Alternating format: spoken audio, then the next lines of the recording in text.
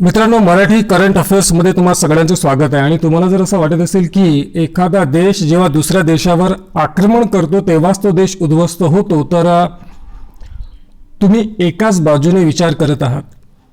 एखाद्या देशाला उद्ध्वस्त होण्यासाठी फक्त त्याच्यावर दुसऱ्या देशाने आक्रमणच केलं पाहिजे हे आवश्यक नाही आहे. आपल्या पुढे एक लेटेस्ट उदाहरण आहे श्रीलंकेचा. अगदी जवळचा आपला शेजारी देश श्रीलंका, याची आजची परिस्थिती युक्रेनपेक्षा काही वेगळी नाही. फरक एवढा आहे की युक्रेनमध्ये लोक मरत आहेत, श्रीलंकेमध्ये लोक मरत नाही आहेत. परंतु श्रीलंकन लोकांची जी आर्थिक परिस्थिती आहे ती अतिशय वाईट आहे. इतकी वाईट आहे की मला असं वाटतं की एखादा देश इतका कधी पण लाचार झाला नसेल जसा श्रीलंका झालेला आहे. आणि याला कारणीभूत काय, आणि एक देश म्हणून, भारत देश म्हणून आणि नागरिक म्हणून आपण काय श्रीलंकेची जी परिस्थिती आहे यामधनं शिकू शकतो याचा अभ्यास आपण आजच्या व्हिडिओमध्ये करणार आहोत. इंडियन एक्सप्रेसमध्ये ही न्यूज पब्लिश झाली होती 15 एप्रिलला. टाटा इन्स्टिट्यूट ऑफ सोशल सायन्सचे प्रोफेसर आहेत रामकुमार यांनी हा आर्टिकल लिहिलेला आहे. खूपच सुंदर आहे, खूप चांगलं ॲनालिसिस त्यांनी केलेलं आहे. आणि हा ॲनालिसिस मला यासाठी आवडला कारण की बरेच जे मी व्हिडिओज पाहिलेले आहेत आणि बरेच इतर आर्टिकल वाचलेले आहेत त्याच्यामध्ये त्यांनी काय केलं आहे की चायनाला सरळपणे ब्लेम केलेला आहे श्रीलंकेच्या आर्थिक परिस्थितीसाठी. परंतु इथं जे रामकुमार आहेत ते सांगतात की चायना हा टोटली रिस्पॉन्सिबल नाही आहे जी श्रीलंकेची आजची परिस्थिती आहे. श्रीलंकेच्या आर्थिक क्रायसिसला श्रीलंका स्वतः जबाबदार आहे. आणि तो कसा याचाच अभ्यास आपण आजच्या व्हिडिओमध्ये करणार आहोत. तर करंट अफेअर्स म्हणून फार चांगला व्हिडिओ आहे, शेवटपर्यंत पहा. The island nation of Sri Lanka is in the midst of one of the worst economic crisis it's ever seen. कधीही श्रीलंकेने 1948ला, आपल्याला 1947ला आणि श्रीलंका 1948ला इंडिपेंडेंट झाला, इतका भयानक आर्थिक संकट श्रीलंकेने कधीही पाहिलेला नव्हता. आजच्या स्थितीला श्रीलंकेमध्ये 12-13 तासाची लोडशेडिंग आहे. तांदूळ, 1 किलो तांदळाची किंमत जी पूर्वी 80 श्रीलंकन रुपये होती ती आता 500 झालेली आहे. 400 ग्राम दुधाचा पॉकेट जो पूर्वी 60 श्रीलंकन रुपयाला मिळायचा तो आता 250ला मिळत आहे. 400 ग्राम, इमॅजिन करा, 400 ग्राम. तेलाचे, डिझेलचे, केरोसिनचे, मेडिसिनचे सगळ्यांचेच भाव कमालीचे वाढलेले आहेत. आपण इमॅजिन करू शकत नाही इतके वाढलेले आहेत. इन्फ्लेशन वाढलेला, इन्फ्लेशनचा जो दर आहे तो 17.5 आहे. याचं कारण असं की $1ची तुलना आपण श्रीलंकन रुपयेसोबत केली तर आजच्या स्थितीला 326 श्रीलंकन रुपये म्हणजे $1. इमॅजिन करा की किती मोठ्या प्रमाणामध्ये श्रीलंकन रुपयामध्ये घसरण झालेली. आणि जेव्हा एखाद्या देशाचा करन्सी, मेन करन्सी घसरते तेव्हा इन्फ्लेशन वाढते.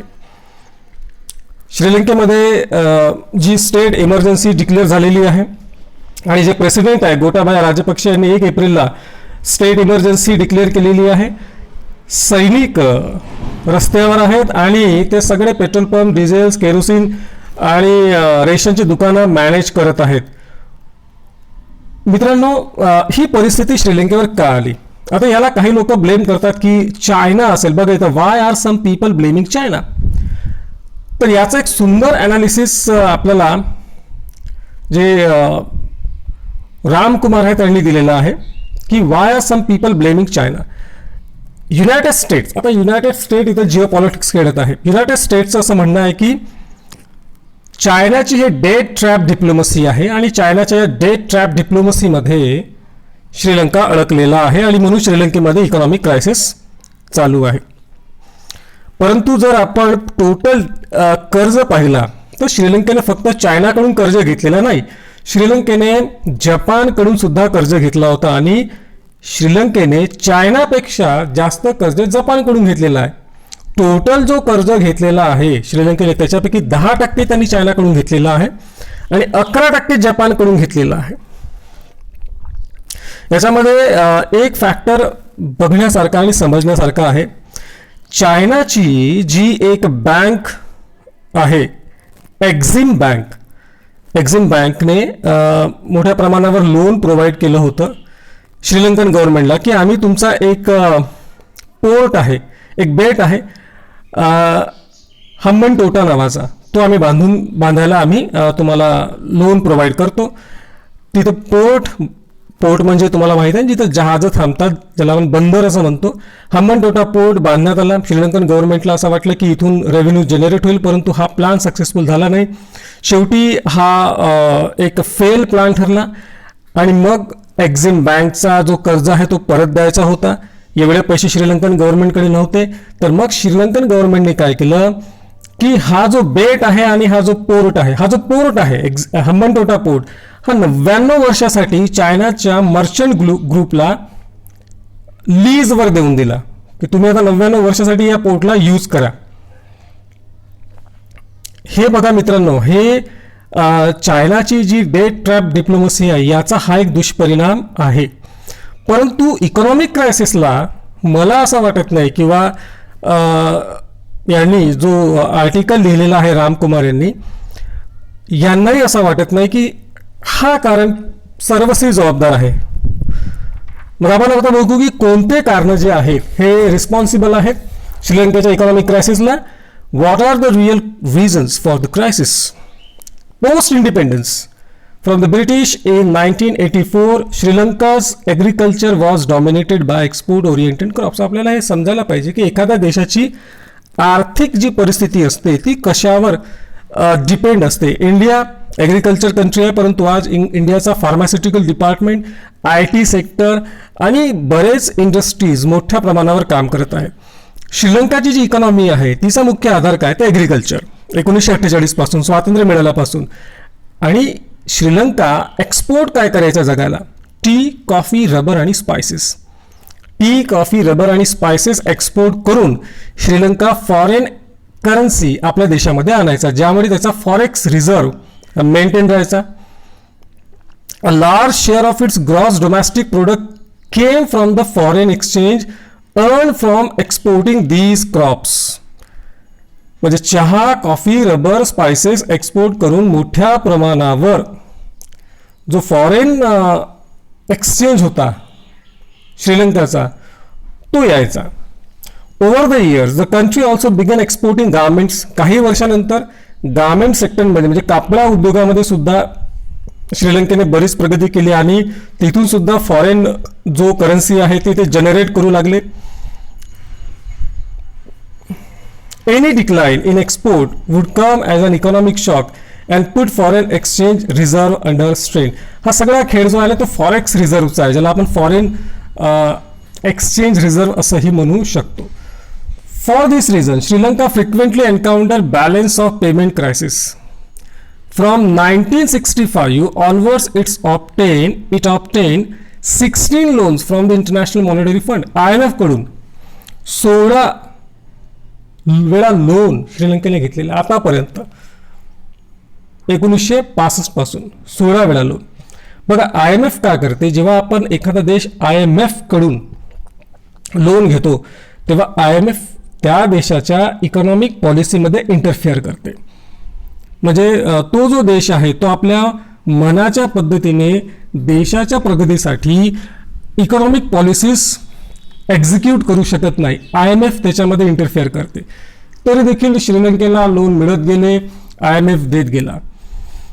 झाला काय, लास्ट IMF लोन म्हणजे 2016 मध्ये IMFचा लोन श्रीलंकेला मिळाला होता. आता याच्यामध्ये प्रॉब्लेम असा आहे की फॉरेन रिझर्व्ह जो आहे, फॉरेन एक्सचेंज रिझर्व्ह जो आहे श्रीलंकेचा, तो अतिशय कमी झाला आहे. तो का कमी झाला? कारण की ॲग्रिकल्चर प्रोडक्शन श्रीलंकेचा खूप खाली गेला होता. खूप खाली का गेला होता? कारण की काही वर्षांपूर्वी श्रीलंकन गव्हर्नमेंटने एक असा आदेश काढला होता की देशातले शेतकरी फक्त जैविक खतांचा वापर करतील, केमिकल खतांचा वापर करणार नाहीत, म्हणजे केमिकल फर्टिलायझरचा वापर करणार नाहीत. आता केमिकल फर्टिलायझरचा तुम्ही जर वापर करणार नाही तर जो ॲग्रिकल्चर प्रोडक्शन आहे तो कमी होणारच आहे अनडाऊटेडली. श्रीलंकेचं झालं तसंच. शेतकऱ्यांनी विरोध केला तरी देखील गव्हर्नमेंटने ते ऐकलं नाही आणि मागील 2-3 वर्षामध्ये श्रीलंकेचा जो ॲग्रिकल्चर प्रोडक्शन आहे तो खूप खाली गेलेला आहे. त्यामुळे देशामध्ये अन्नधान्याची टंचाई निर्माण झाली. श्रीलंका बऱ्याच गोष्टी इम्पोर्ट करतो, कारण की श्रीलंकेमध्ये जसं आपण वर पाहिलं की चहा, कॉफी, रबर आणि स्पायसेस, थोड्याफार प्रमाणामध्ये कापड, याच्याशिवाय दुसरं काही बनत नाही. तर यांना इम्पोर्ट खूप करावं लागतं. जेव्हा तुम्ही एखादा देश जेव्हा इम्पोर्ट जास्त करतो, एक्सपोर्ट कमी करतो, तेव्हा त्याचा जो फॉरेन एक्सचेंज रिझर्व्ह आहे त्याच्यामध्ये बॅलन्स राहत नाही. कारण की जेव्हा तुम्ही इम्पोर्ट कराल तेव्हा तुम्ही डॉलर द्याल, डॉलरमध्ये पेमेंट करावं लागेल, म्हणजे तुमच्याकडे डॉलर कमी आहे. आता तुमच्याकडे डॉलर येईल कुठून? जेव्हा तुम्ही एक्सपोर्ट कराल, पण एक्सपोर्ट तुम्ही करत नाही आहात. आणि शेवटी जोपर्यंत डॉलर आहे तोपर्यंत तुम्ही इम्पोर्ट कराल. डॉलर संपल्यावर तुम्ही इम्पोर्ट कराल काय? कारण की तुमची जी करन्सी आहे ते $1 आहे किती? 300 जे पाहिलं आपण 300च्या वर गेलेली आहे. आणि दुसरी गोष्ट, श्रीलंकन रुपी किंवा इंडियन रुपी सुद्धा हा ट्रेडिंग करन्सी नाही आहे. अजून एक फॅक्टर इथं आपण लक्षात घेतला पाहिजे. श्रीलंकेचा GDP जो आर्थिक उत्पन्न आहे त्याच्यातला 10% आर्थिक उत्पन्न त्यांना टुरिझम डिपार्टमेंटमधनं होत होता, टुरिझम फील्डमधनं होत होता. झालं काय की 2019मध्ये कोलंबोमध्ये एप्रिलच्या महिन्यामध्ये चर्चेस आणि हॉटेल्समध्ये बॉम्बस्फोट झाली. त्यामुळे इंटरनॅशनल लेवलवर श्रीलंकेची जी इमेज आहे ती खराब झाली, एक टुरिस्ट डेस्टिनेशन म्हणून खराब झाली. आणि नंतर मग कोविड आल्यामुळे जवळपास जो टुरिझम बिझनेस आहे तो 80-90% खाली गेला. श्रीलंकेमध्ये रशिया, UK आणि इंडियातून जाणारे लोक जास्त होते. इंडियाचे लोक श्रीलंकेला जास्त जातात कारण की जवळ आहे आणि जास्त खर्च येत नाही. त्यामुळे मग टुरिझम डिपार्टमेंट उद्ध्वस्त झाला आणि 10% जो कसा तरी आर्थिक उत्पन्न होत होता तो सुद्धा कमी झाला. मग आणि एक बघा, जो टुरिझम डिपार्टमेंट असतो तिथं फॉरेन करन्सी डायरेक्ट येते, कारण की रशियाचे लोक येतात, UKचे लोक येतात, अमेरिकेचे लोक येतात, इंडियन लोक येतात. तुमच्याकडे फॉरेनची करन्सी राहते. फॉरेक्स रिझर्व्हमध्ये असते काय? आपण फॉरेनची करन्सी, फॉरेन देशाची करन्सी आपल्याकडे ठेवतो, आपल्या देशाची ठेवत नाही, फॉरेनची. मग काय झालं बघा, एक अत्यंत महत्त्वाची गोष्ट जी भारतातील लोकांनी समजली पाहिजे. भारतामध्ये आजकाल जे चालू आहे ना, फ्री, हे फ्री मिळणाऱ्या गोष्टी किती घातक असतात एखाद्या देशाला आणि आर्थिक क्रायसिस निर्माण करायला, हे श्रीलंकेवरून समजून येते. Second, the new government under president Gotabaya Rajapaksa.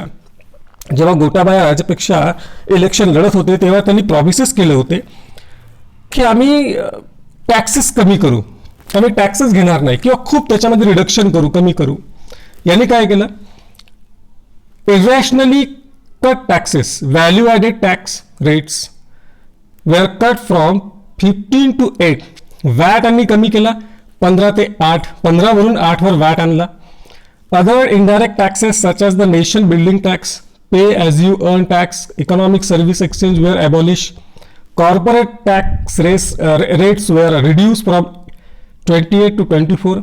About 2% of gross domestic product was lost in revenues because of the tax cuts. टॅक्समध्ये मोठ्या प्रमाणामध्ये यांनी कपात केली.